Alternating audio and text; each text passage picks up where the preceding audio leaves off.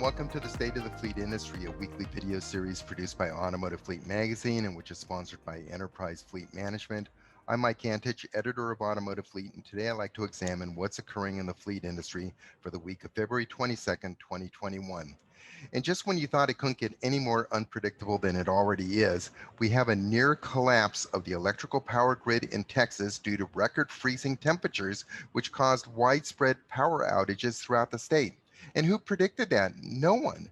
And the area impacted by the severe weather conditions extended beyond just the state of Texas, and its impact on the automotive industry was widespread, extending from Mississippi all the way to Michigan. And at least 10 assembly plants were partially closed due to these weather-related issues or because parts couldn't reach the assembly plant, again, due to weather-related issues. And it impacted a variety of assembly plants. For GM, it impacted Arlington, Spring Hill, Fort Wayne, Bowling Green, and Wentzville assembly plants. And for Ford, the impacted assembly plants were Kansas City, Flat Rock, and the Toyota Tundra assembly plant in San Antonio was literally frozen. And the production for the Nissan assembly plants in Canton, Mississippi, and Smyrna, Tennessee were likewise disrupted. And it wasn't just the OEMs that were impacted. The storm also disrupted last mile deliveries in a number of states. And one report that I read said about 20% of all last mile delivery shipments scheduled for Wednesday, February 17th, did not occur in the states of Texas, Louisiana, Mississippi, and Arkansas. And contributing to the last mile delivery disruptions were also weather-related slowdowns at the FedEx Memphis World Hub, which is massive and sprawling in and of itself. And likewise, UPS closed its main sorting facility at its Dallas hub, creating delivery bottlenecks throughout the region. And these weather conditions had also a ripple effect in other areas that were impacting fleet, in particular, gasoline prices, which were already rising in recent weeks. And just last Friday, February 19th, regular unleaded gasoline on average nationwide was $2.60. And as we all know, gasoline is more expensive in California. So as comparison, last Friday, also February 19th, I filled up my tank and the price per gallon was $3.40. And that was at a low-cost gasoline station.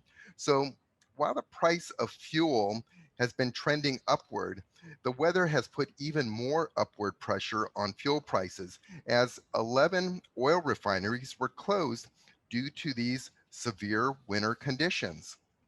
And it's estimated that these disruptions took as much as 20% of the country's total refining capacity offline for the period that they were down or slowed down. And until these refineries resume normal operations, supplies expected to remain tight in these impacted areas, so anticipate ongoing elevated prices. And while these price increases in gasoline are anticipated to be temporary, as we've seen from past experience, prices go up very quickly, but they tend to come down very slowly. So gasoline has been rising even before these winter storms occurred. And when you think about it, it all started around the time that we started distributing the vaccines. And that's when we started seeing these upward pressure on gasoline prices.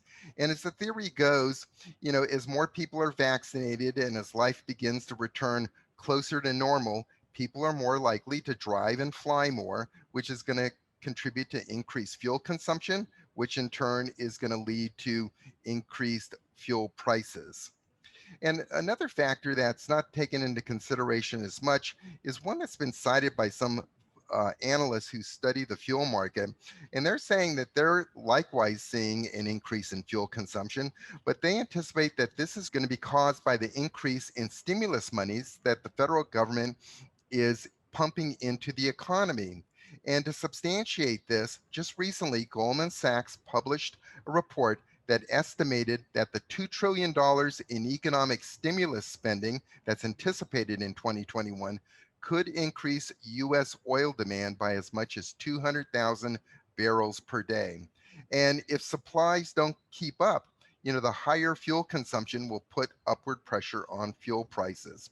So the question is, how much higher will fuel prices go, especially this spring, which is when fuel prices have traditionally increased?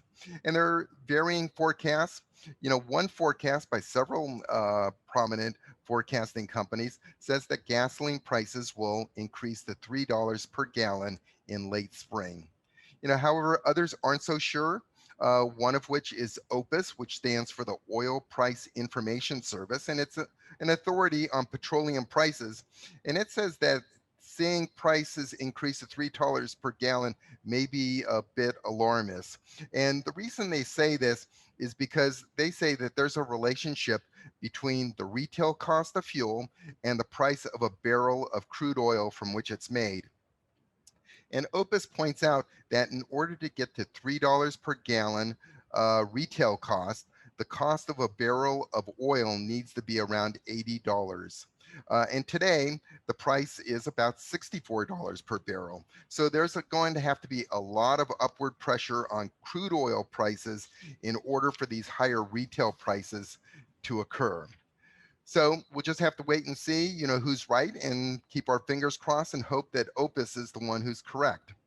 Another consideration in the rise of gasoline prices is that it's a contributor to consumer inflation, which is an area of concern for me, especially as the federal government continues to run these multi-trillion dollar deficits and is printing money as fast as it can to make up for these shortfalls.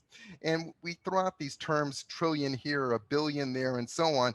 Just to put this in perspective, $1 trillion is the equivalent of 1,000 billions. So these are substantial sums of money that we're thinking about. And if you watch, the cable business news shows, there's a lot of discussion about this. And the concern is that these ongoing deficits, if they continue, they're going to be creating inflationary pressures within the economy.